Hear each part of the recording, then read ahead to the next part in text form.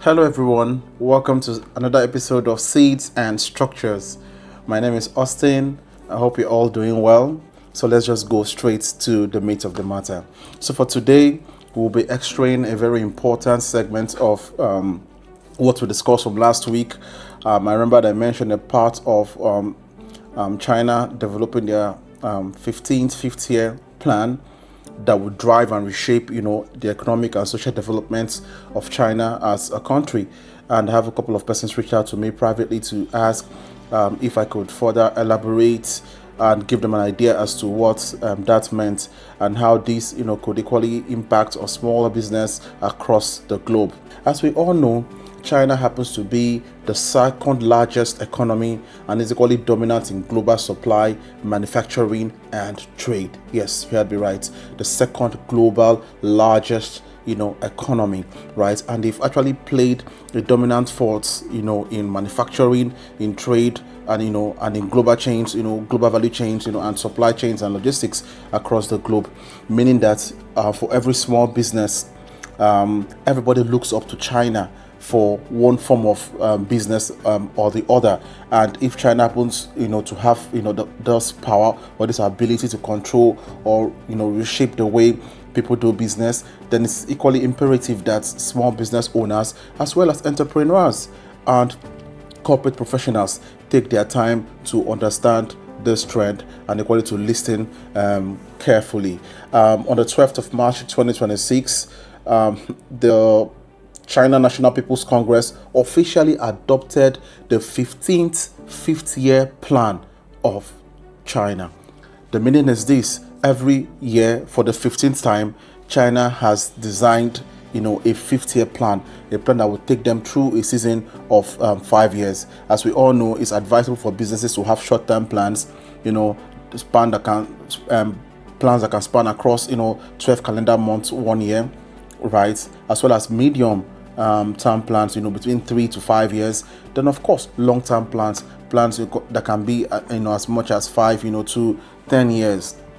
So China has developed their own for the 15th time. This is not just what they say in national blueprints, a blueprint. No, this is actually a working document, a policy that is a working document that every businesses in China, every corporate organization in China, gets to operate from. They get to read from this playbook, and they get to act the things that have been scripted or scribbled in this playbook, right? The simple implication is from the year 2026 to the year 2030, there's already a plan to ensure that their economic and social development as a national economy is adequately catered for. So for small business players, for companies looking for international collaborations, for individuals that are looking to understand how recruitment might be reshaped by this event over the next 5 years, this is a good point for you to take your pen and paper and listen up. So there are three very important areas that they'll be looking at. The first one will become more technologically self-sufficient in every sectors, right? They can drive growth through domestic consumptions rather than exports. Yes, and this is one reason why they keep creating the China import-export trade fair, the one we call Canton Fair, right? They keep creating it every year. You might want to wonder, why is a country as big as China opening its borders to people twice every year, March and April, and then of course October and November every year. This fair runs every year. They open their doors to everybody, saying come in, get your visas ready, come in and come and trade, come in for the trade fair and see what is going on, right? And I tell people, this is actually a strategy to make them more self-sufficient, more self-reliant, right? And this is a more reason why they have gradually grown the figures and are now becoming a very dominant force in world or in global trade, as the case might be.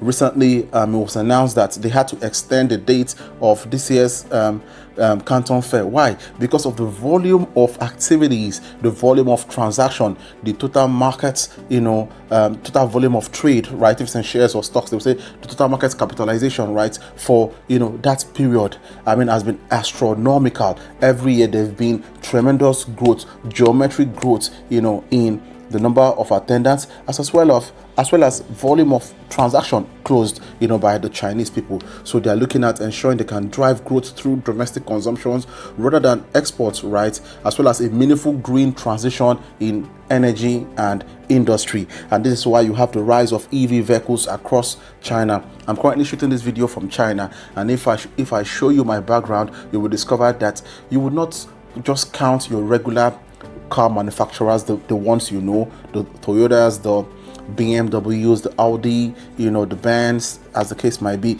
but you will count, or you will see vehicles or manufacturers that you've never seen before. Why? Because the economy is largely opening up.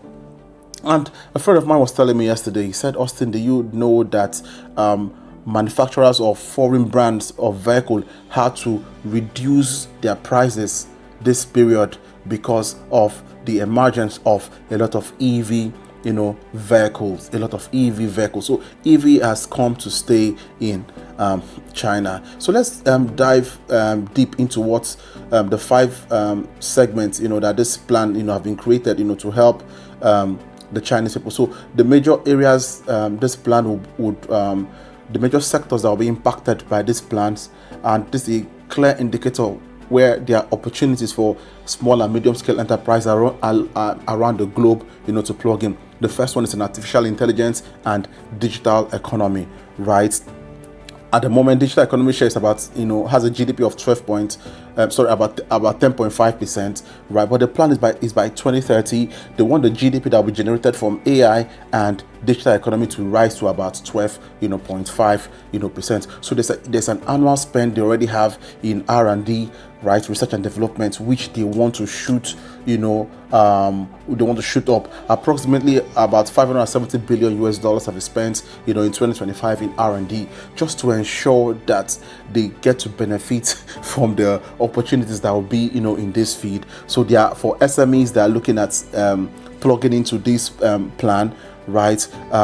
You have high demand in AI power tools, digital workflows, data services, automation software will significantly grow. I'm equally happy about this, because recently myself and my co-founder floated a solution known as ledger-based solution, and this is actually to give African entrepreneurs and insights as to how not to keep operating financially blind.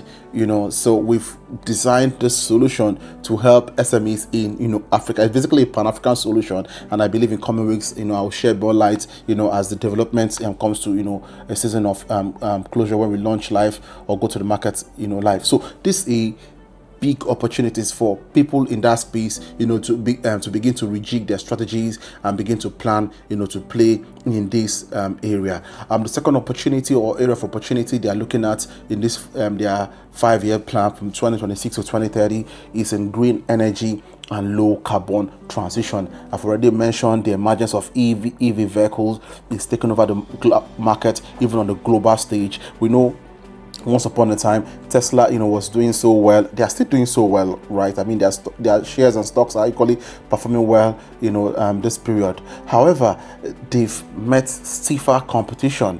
BYD, Build Your Dream, happens to be one of the largest global EV car manufacturers in the world. This is a shift from what we all know. I mean, if you see the performance, probably one day I'll do a review of one of these cars, right? Since I'm still in China, if you view the performance of some of these cars, I mean, it's actually mind blowing. So in green energy and low carbon transition, we have opportunities in those building factories to be able to take advantage of ensuring that there are ESG compliance, right? And these are opportunities for small companies in green auditing services, in ESG and compliance, consulting, clean technology distribution, environmental monitoring tools, right? So if you are an entrepreneur in this field, or you're a 9-to-5er but you are developing a solution in this field, this is a good opportunity for you to start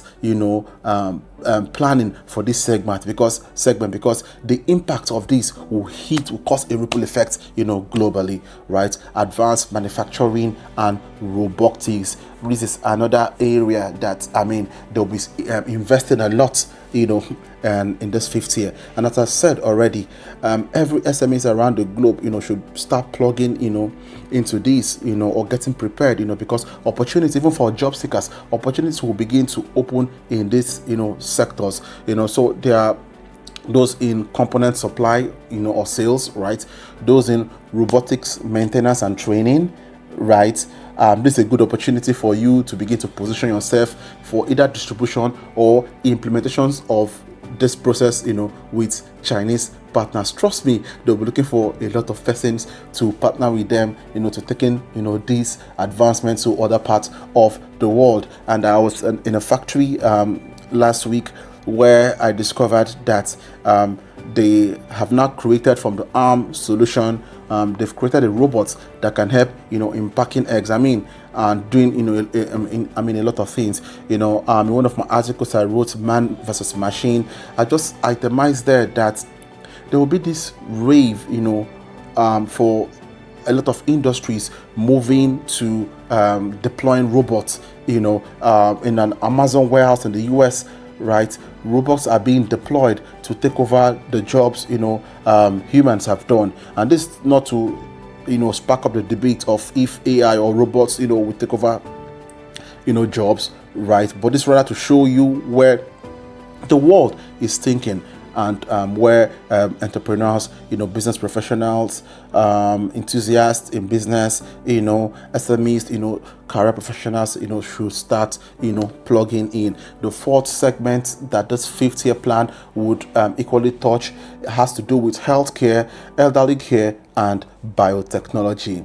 Healthcare, elderly care, and biotechnology. And if you watch this, there's been an increase. Part of the plan is to ensure that the amount of licensed doctors they can, have in China increases, by 2030. And as well as, they are equally creating a lot of infrastructure to take care of, elderly people. There's a lot of opportunities here for SMEs around the globe, especially in Africa, to begin to develop their health tech, platforms, and seek partnerships, wellness products, elderly care services, right?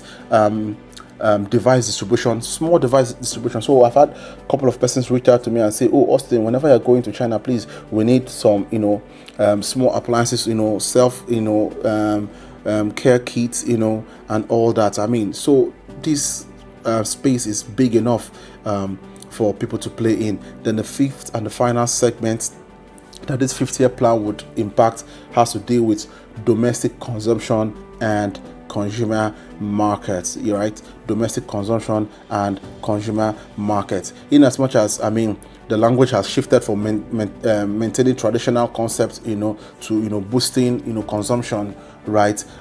What this plan, or the key SME areas this plan would basically or majorly impact includes, consumer goods, right? E-commerce platforms, as well as educational services. So if you are playing in this field, this is a good opportunity for you to start rejigging your strategy. So this is the much I would take for this segment, so that we can all go back and understand this plan and look at or look for ways to plug in, to make us enjoy the benefits of this information. All right, if this information has benefited you, in no way, I would like you to hit the subscribe button, give us a like, and equally follow. Till I come your way next time, another episode. Stay chilled. Cheers.